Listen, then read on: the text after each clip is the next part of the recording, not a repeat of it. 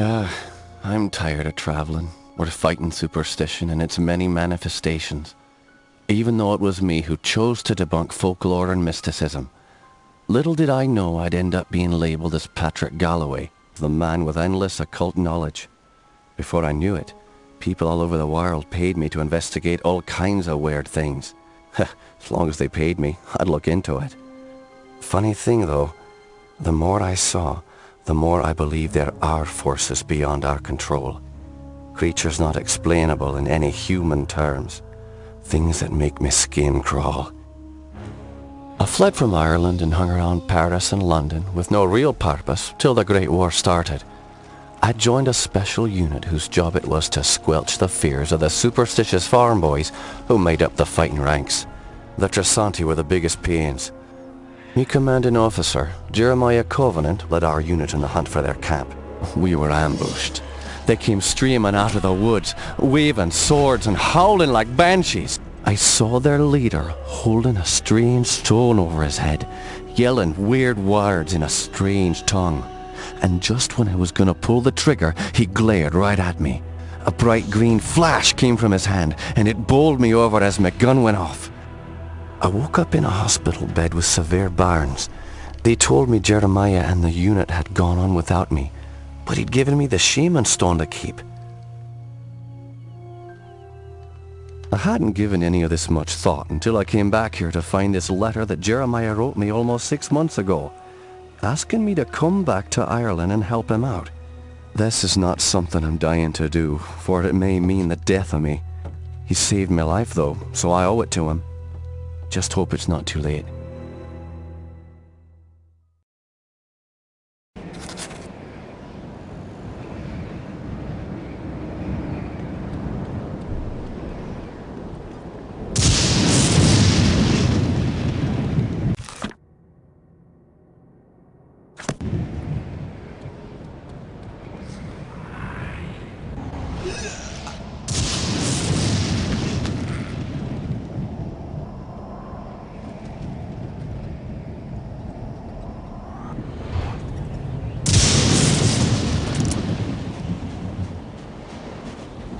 You're Jeremiah's old war buddy, right? Indeed.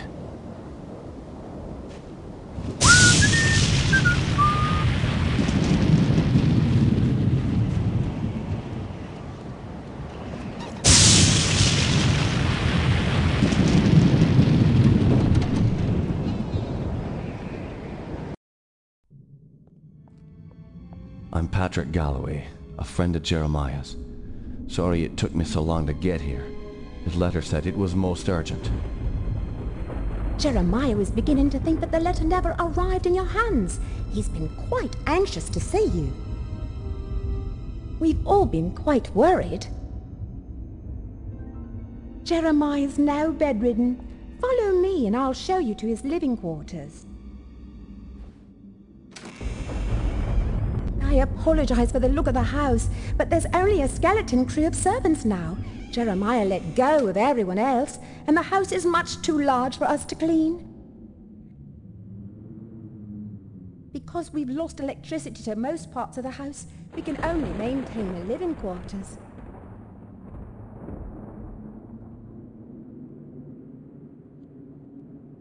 This family's had so much tragedy. I hope you can help him.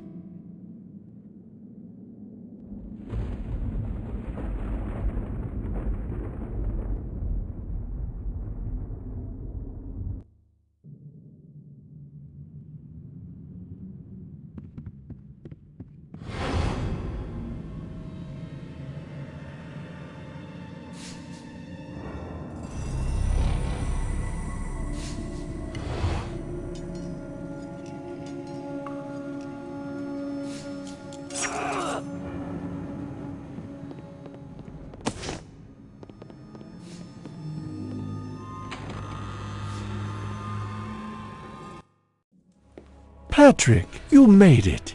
At your service, Jeremiah. Sorry for the delay, but I've been abroad. What happened to you? It seems I've come under the watchful eye of the Reaper, my friend. It's been a long time, hasn't it? Apparently too long. Patrick, I came back from the war only to find my entire estate in disarray. My brother Aaron disappeared first, and then my sister Bethany. My declining health is a result of an old war wound, and unfortunately the symptoms are irreversible. I didn't summon you here to watch me die. I need your help. Anything I can do. Just name it. Strange events began happening around the manor. After thinning out my staff, they ransacked my estate, taking whatever they could carry. The rest of the help was quick to follow, as they feared rumors of my family's curse. I can't help but think it's more than a coincidence that strange happenings have increased since I've been back from the war.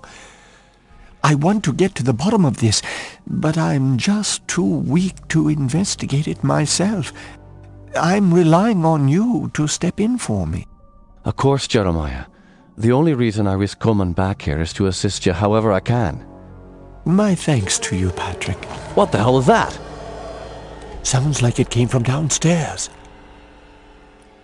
I'll check it out. Lock the door behind me.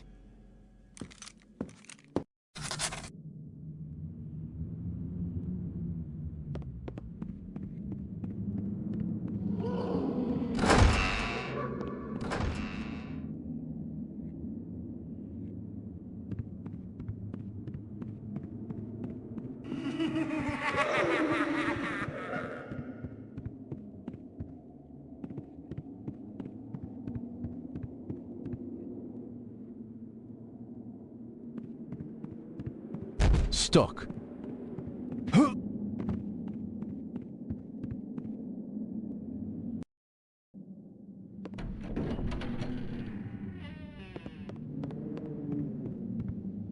Can you describe what you can only see?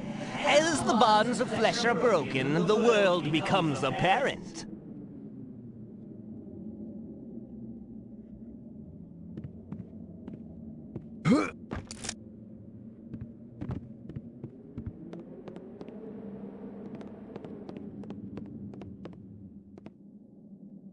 Jammed.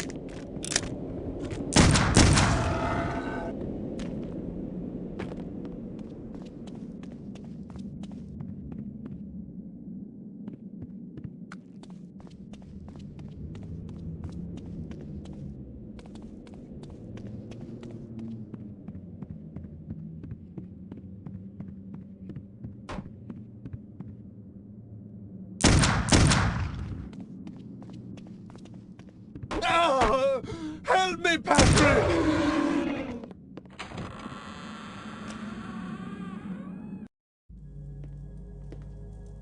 Those beasts were after me. What in God's name were those things?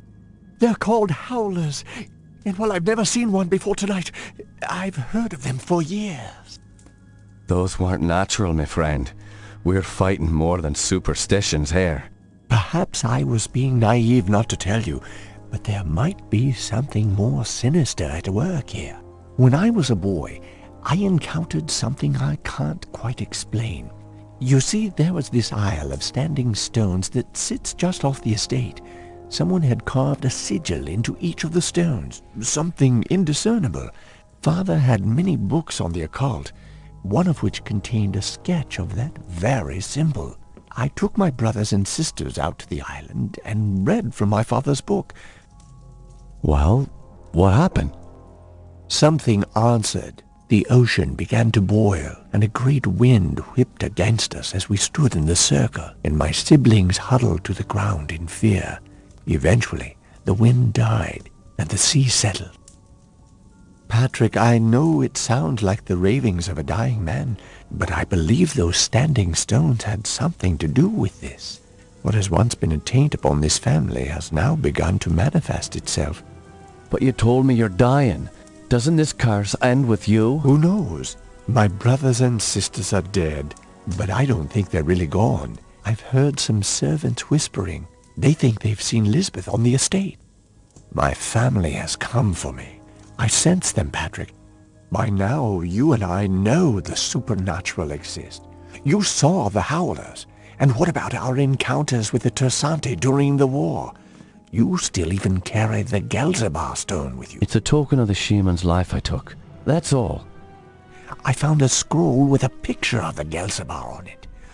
I believe it contains the way to awaken the stone's dormant power. Very well. Let me study this scroll overnight, and I'll see what I can do in the morning. This house still hides many secrets. I'm counting on you to reveal them and put an end to this mess.